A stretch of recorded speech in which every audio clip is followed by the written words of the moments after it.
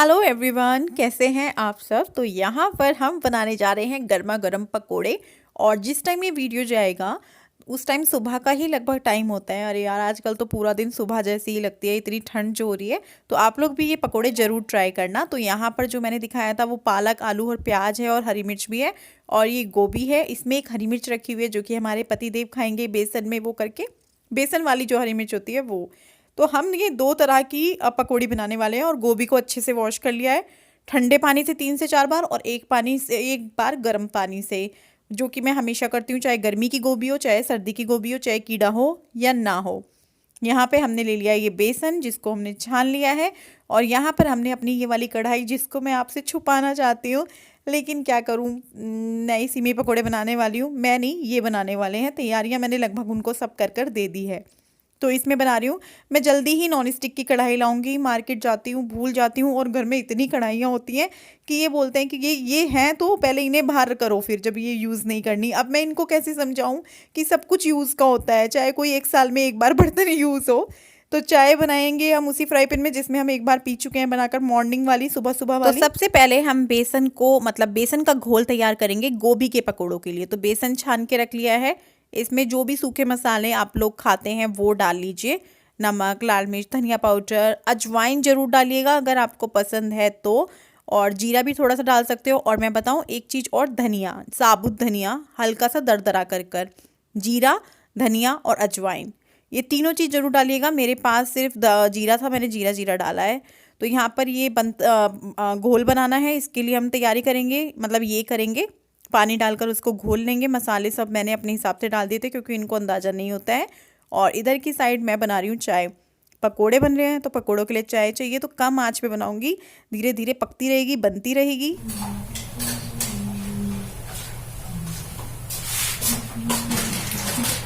यार तुम लोग एकदम गोली छड़नी है यार। क्यों? और चाहिएगा बेसन तो शायद। तो मैं धीरे धीरे चीज़ें समेट रही थी, और मैंने वो छन्नी धो दी जो इनको अभी चाहिए थी। फिर मैंने दूसरी आटा छानने वाली छन्नी से छाना। तो यहाँ पे क्या हुआ ना, घोल हल्का सा पतला रह गया, तो इसमें हम और बेसन डालेंगे। तो अभी जो है गोभी का वाला घोल तो तैयार हो चुका है। अब हम करेंगे आलू प्याज के जो पकोड़े बना रहे हैं वो। तो आलू प्याज के पकोड़ों में हमने आलू भी लिया है, लंबा लंबा काट के, स्टार्टिंग में दिखाया है आपको, प्याज भी लिया है, और हमने पालक भी डाला है। और अभी हम उसमें हरी मिर्च भी डाल चुके हैं। तो अब हम उसमें बेसन के साथ सभी सूखे मसाले जो आप खाने में यूज़ करते हैं। पकोड़े में एक दो चीज़ एक्स्ट्रा जाती है, जैसे कि वही मैं दोबारा से कहूँगी, एक तो धनिया डाल लेना, कुटा हुआ धनिया, मतलब जो हल्का फुल्का कुटा हुआ, एकदम इमाम जस्ते से।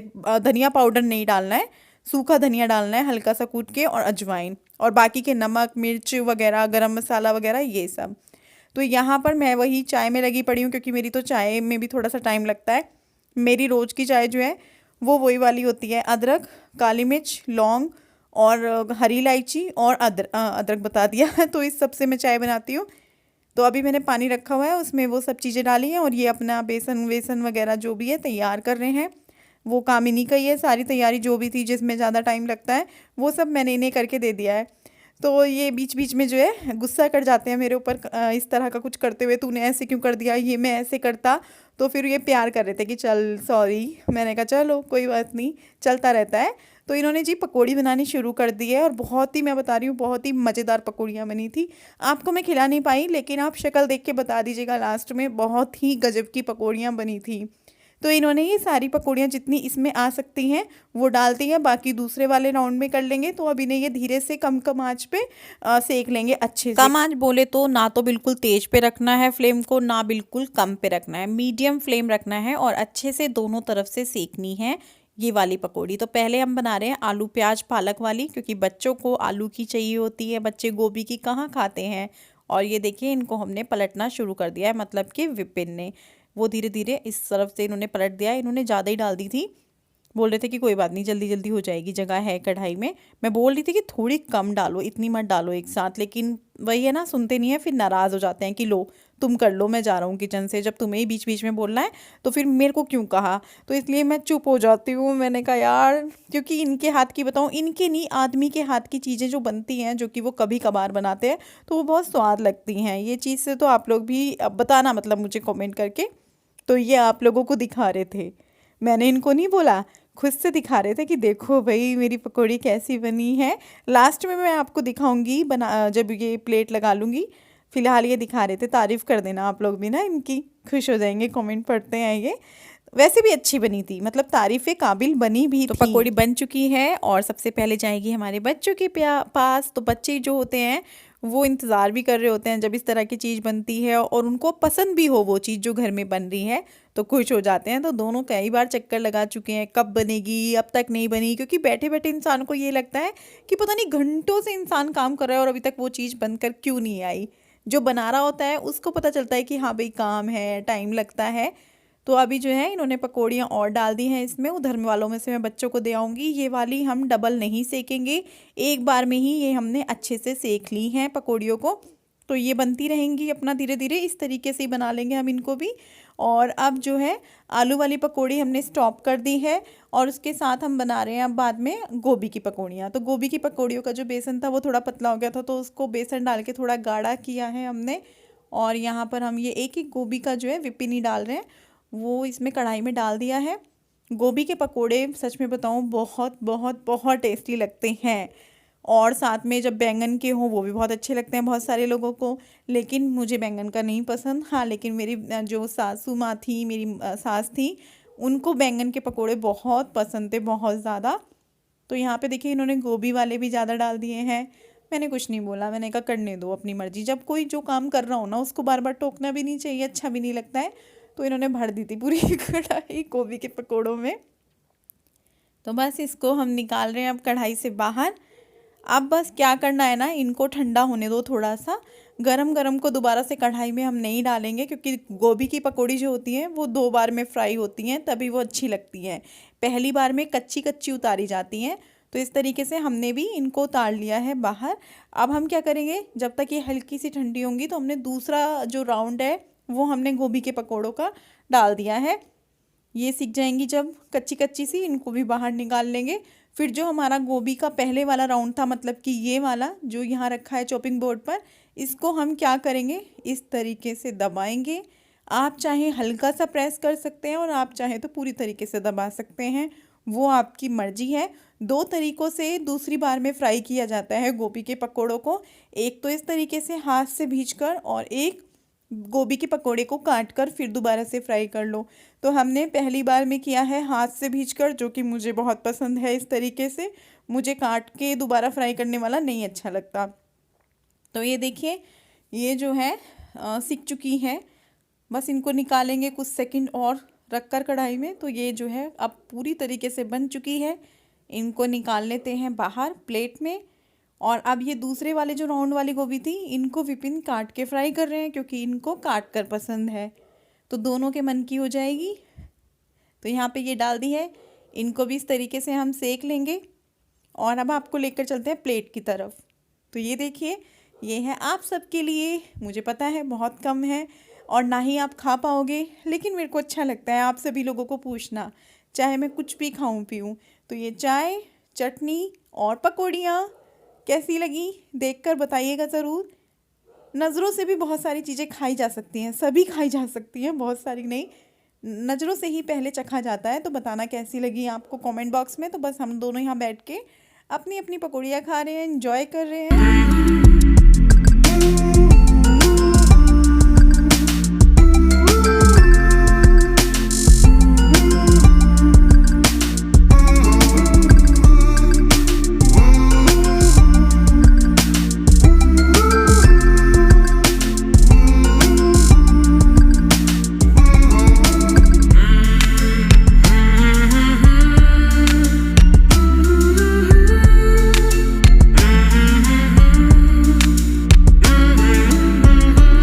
नाश्ता पानी क्या, इसे हम लंच भी बोल सकते हैं, क्योंकि टाइम बहुत हो रहा है और आज नेहा नहीं आने वाली है।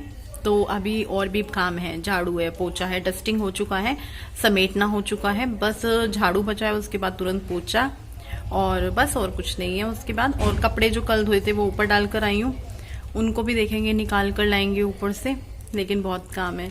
और ना मैंने बिछियाँ उतारी हुई है पैरों से, क्योंकि मेरे पैर ना सूजते हैं। इस तरह से मेरे पैर ना बहुत सूजते हैं।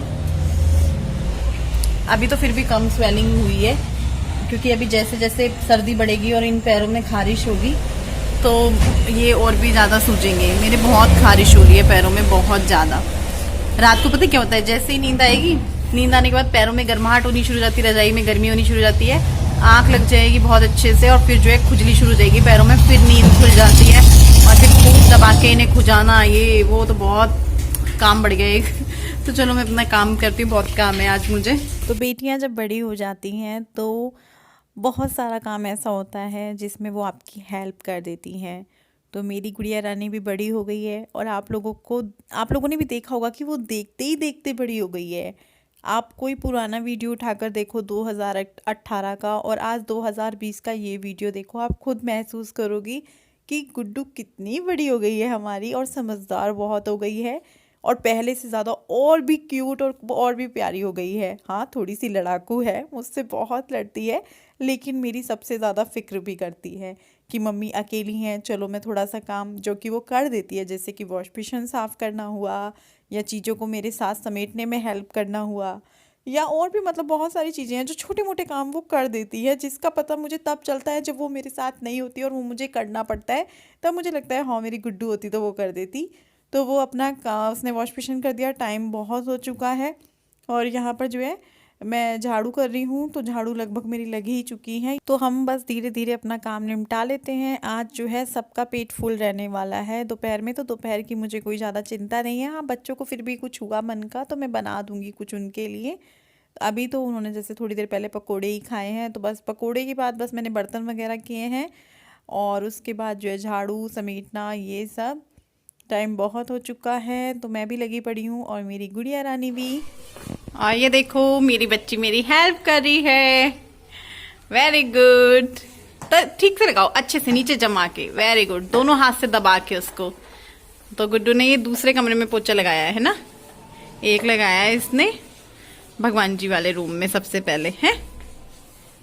वेरी गुड, देखा मेरा बच्चा कितना कमीरा है ना। और देखो बिल्कुल मम्मा की तरह लगाती है दरवाजा हटा हटा के। या वीडियो रिकॉर्ड हो रहा है इसलिए कर रही है, ऐसे ही करा तो मेरा बच्चा। Very good.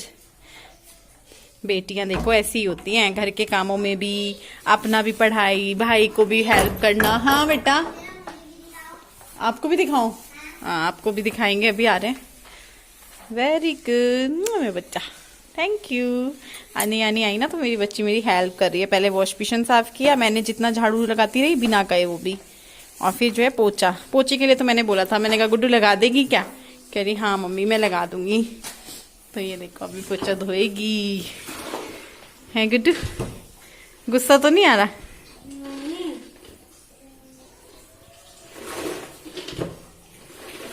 क्या दिखाऊं? देखो दिखा इधर क्या काम किया मैंने तो सुंदर दिखाओ।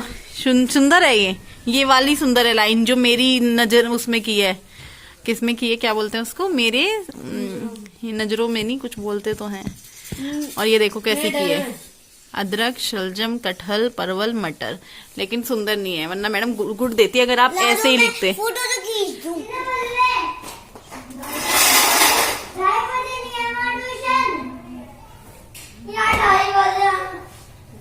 मम्मी मम्मी दीदी कहाँ था दीदी ने 3 बजे तक। ट्यूशन के लिए रोना ही तन में हमेशा बेटा, हमेशा रोना ट्यूशन के लिए बेटा, ठीक है ना?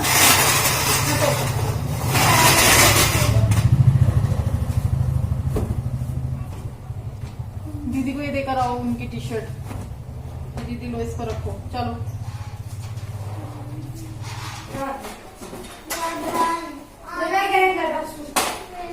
आ जाओ जरा।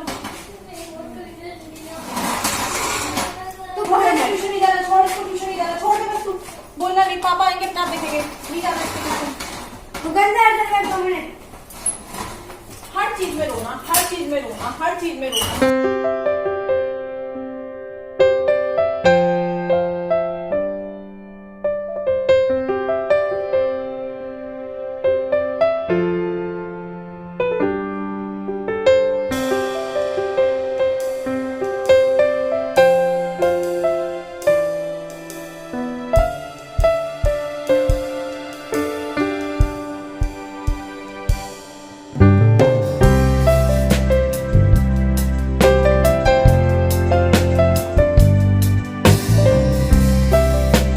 आज है 22 दिसंबर मंगलवार, दोपहर का 2:36 हो रहा है। बच्चे ट्यूशन जा चुके हैं। तो मैं ना जैसे कुछ लोग बड़े अपने आप में बनते हैं। मैं शहर से थी, हापुड़ बहुत बड़ा शहर तो नहीं है लेकिन हाँ शहर है। तो मेरी शादी जो है गांव में हुई है। और जो लोग गांव के होते हैं, चाहे उनकी शादी गांव में हुई हो, चाहे वो गांव से ही हो, शादी उनकी शहर में हो जाए, या जो लोग गांव के होते हैं उनको ऐसे बोलते हैं गांव के हो तुम, ये है वो है। तो क्या गांव के लोग होना या गांव में होना गंवार कहलाता है? मतलब इस बात पे मैं कभी भी कमेंट्स को ज्यादा वो नहीं करती हूँ कि बुरे कमेंट्स उठाए और उन पर मैं रोजाना बोलना शुरू कर दूं। रोजाना एक आधा आ ही जाता है, कई बार नहीं भी आता है। लेकिन जो कमेंट है, जैसे कि इन्होंने भाई साहब ने लिखा है, प्रांजल इनका नाम है, टाइटल के आगे क्वेश्चन मार्क लगा दिया जिससे लोग जानने के लिए इसका व्लॉग देखें। ये गांव की गंवार बहुत चालू है, व्यूज लेना आता है इसको।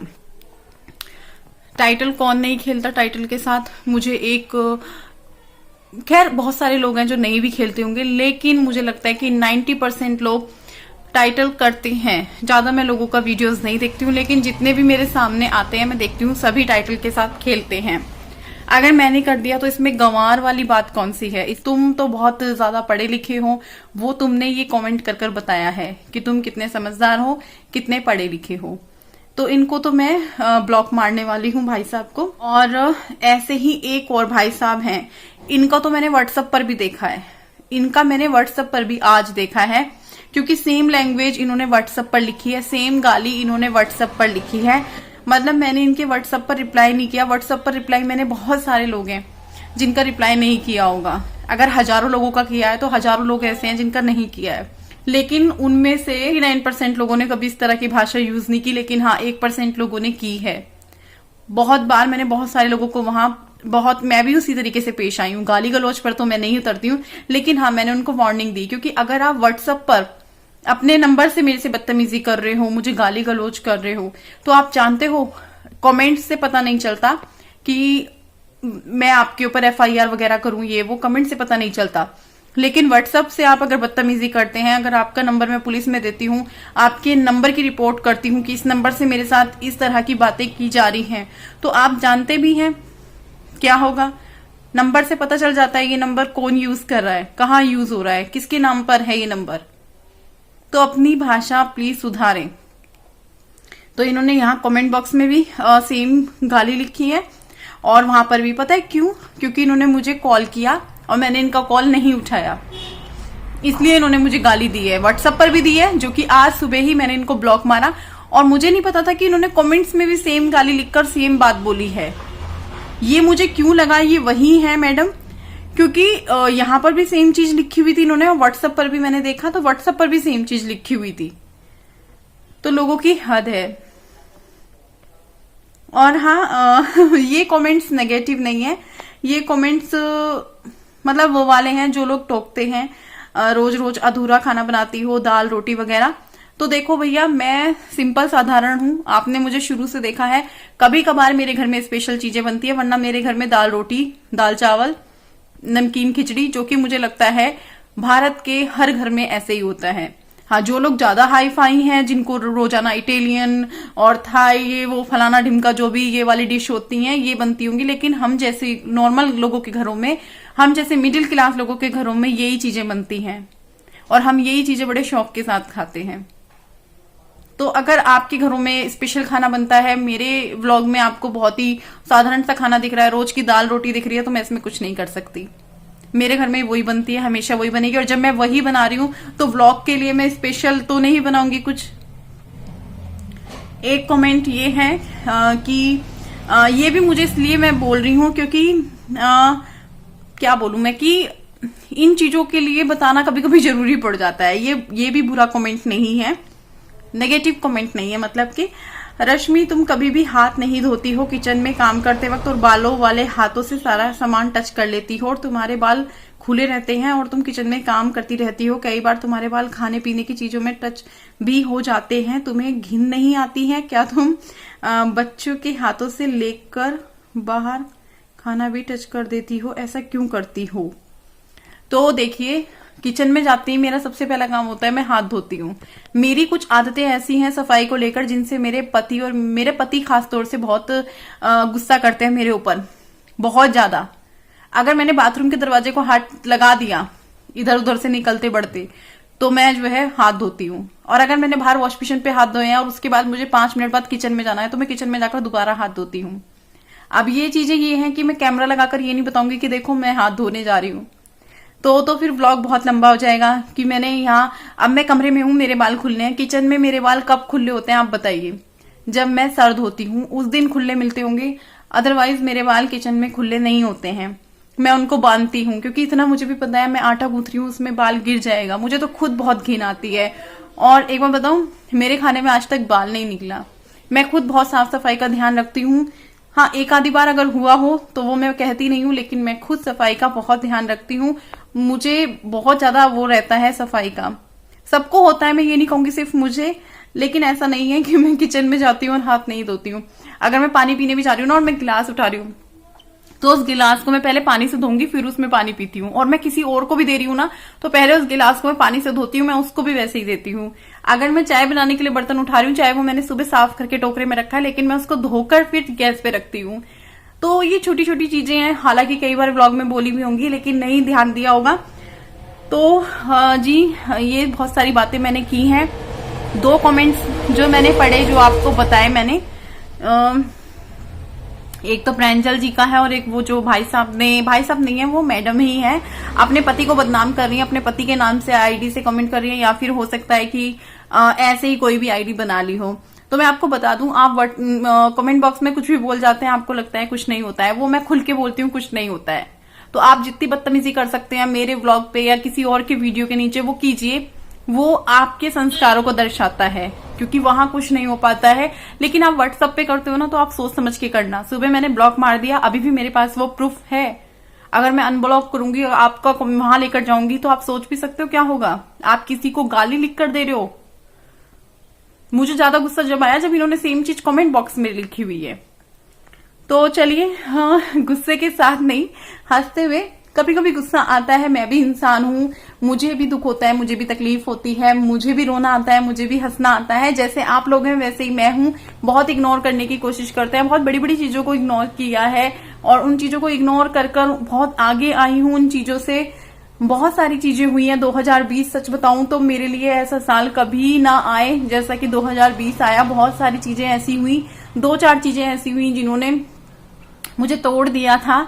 लेकिन आप लोग हैं ना हिम्मत देने के लिए, सच में आप लोगों से बहुत हिम्मत मिलती है और आप लोग हमेशा मेरा साथ देते हो, मेरे दुख में शामिल होते हो, मेरे सुख में शामिल होते हो। आज की वीडियो को यहीं एंड कर देते हैं। इतने सारे भाषण देने के बाद, आज बहुत दिनों बाद मैंने इतना सारा बैठ के भाषण दिया है, बोला है, सांस चढ़ गई, मुझे प्रॉब्लम हो जाती है ज्यादा बोलते बोलते ना। चलो फिर बाय बाय, कल मिलेंगे।